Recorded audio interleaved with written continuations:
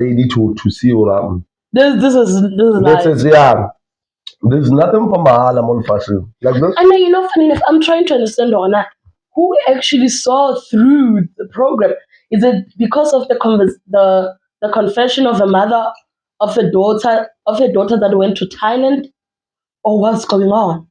And I said, because there's this mother, her daughter was recruited, I get it, to go work in Thailand, only to find out that it's still the same thing as human trafficking, And then when I don't have money to Go and fetch her. Because she said, she's stuck in Thailand.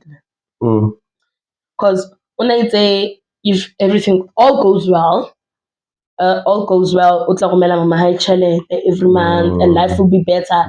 So the mother is like, Haibo, umntana yafika lapha eThailand, imali dololo, umntana akasa communicate.